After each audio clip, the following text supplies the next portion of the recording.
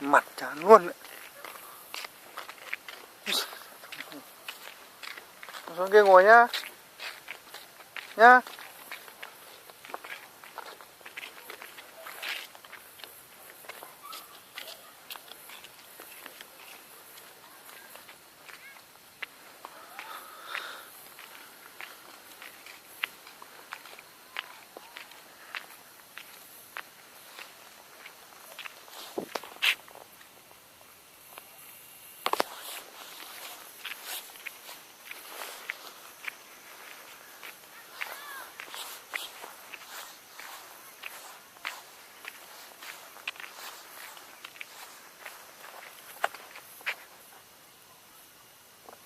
Đã phải gai nhá.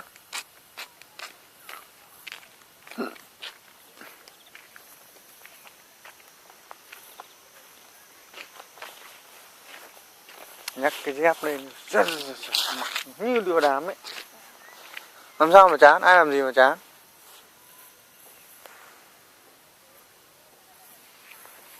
Có xuống nhà kia ấy không? Hả?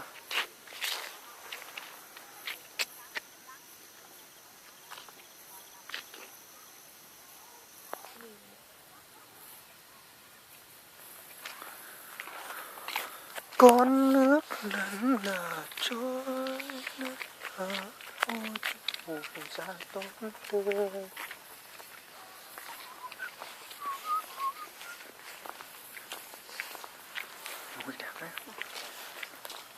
Bà ở đâu bà? Đây à? Ô, bà ở trên này hay dưới kìa bà? Bà ở trên đấy. Kinh hay sao ấy? Bà nội chứ, bà nội Kinh. Bà nội anh Kinh ạ? Vâng. À, rồi hôm nay cháu mới gặp. Cháu lên anh Kinh chơi mấy hôm rồi. Hai cháu đi đâu? Cháu đi sang bên chị Xuân. Đi chơi thôi chứ. Vâng, tối bà sang này chơi nhá. Vâng. Sao không biết bảo anh Kinh? Lần trước em làm Sao bao giờ? À, bà sang rồi gì? không sang. Hái cái cây gì đấy. Ồ, anh Kinh quá, con bà nội. Thế mà không biết sang chơi nhỉ? Anh biết đâu ấy. Em quên. Thế để tối bảo sang chơi. Chẳng kể bà nội bà ngoại.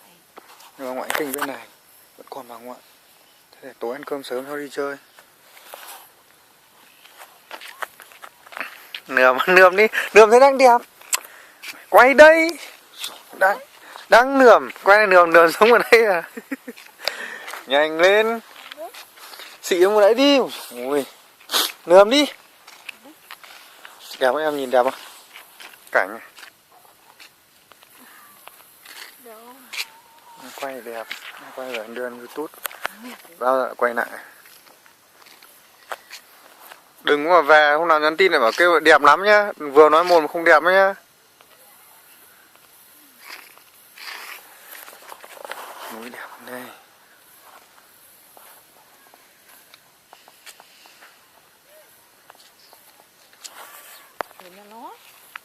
Không biết phải nhà nó không, nhưng mà thấy cũng có rau đây. Trồng hành tỏa noai đây.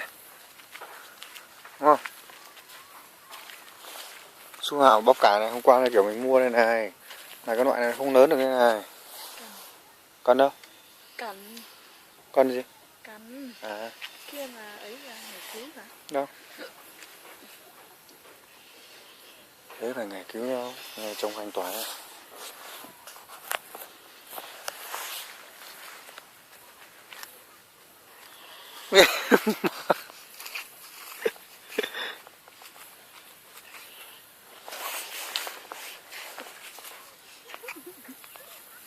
Trông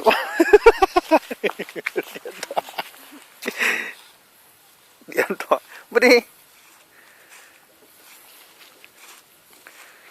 Nhặt cái dép lên. Xúc mạnh vào. Nhưng về nấu cơm mà tối đi chơi. Về nấu đi, em cứ đi chơi như thế. Thế tối sang chị Xuân nhá. Ăn cơm sớm xong bỏ đi chơi rồi. Nhưng đuổi theo bà. Được, em khỏe thế. Bà bao tuổi mà nhìn vẫn trẻ đấy nhỉ.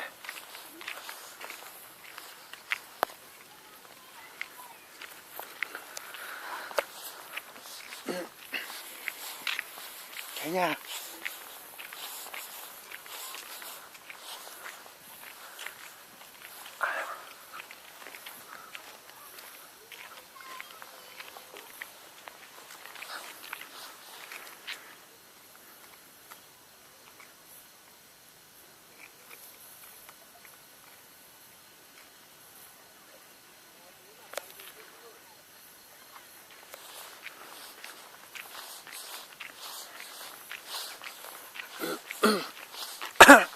sao đấy? Bị cây gì cắm vào à? Bẩn hay là cắm? Bẩn làm sao phải móc cây chết lên mai về rồi. Sạch ghê cổ phốt.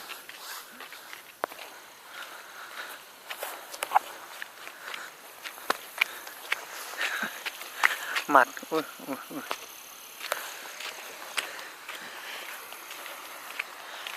Ai ôi. Ghẻ rồi.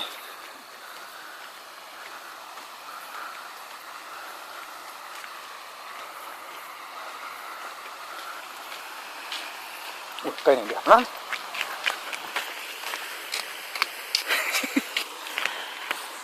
Thế ai ôi, đấm đúng cái lưng của ông.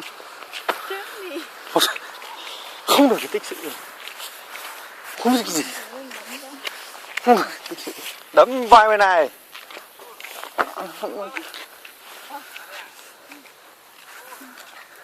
Ôi, ô. Khỏe thế ạ. Đi về, em đi về. Gì? Gì á? Về em. Làm sao cơ? Quay hai người này. Đi. Khỏe rồi. Quá khỏe. Và khúc gỗ to thế này. Khúc gỗ này.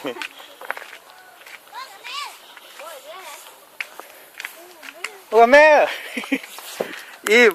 Chụp điện thoại. Ôi giời. Là chú là đưa lên internet không nghe.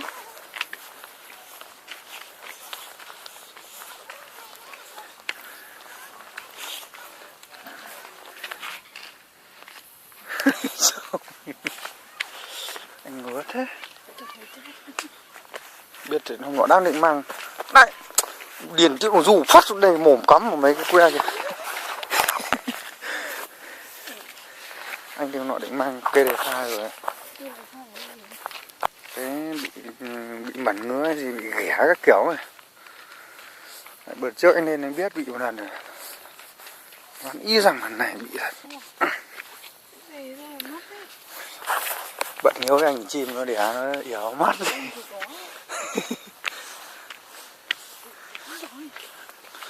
Đấm. Cháy bếp cháy nhà đấy. Cháy bếp không sao, cháy nhà em còn một đèn ốm cái nhà sàn này nhá. Họ đốt bằng đại học của em.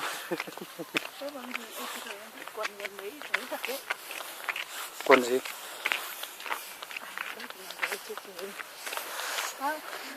Ồ. Biết gạo nó giờ nấu.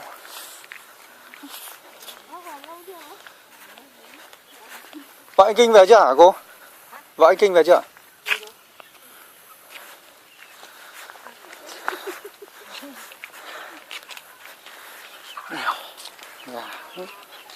Quay ra con bằng cần này đúng không? Đấm kiểu gì mà sái vai người ta nhỉ?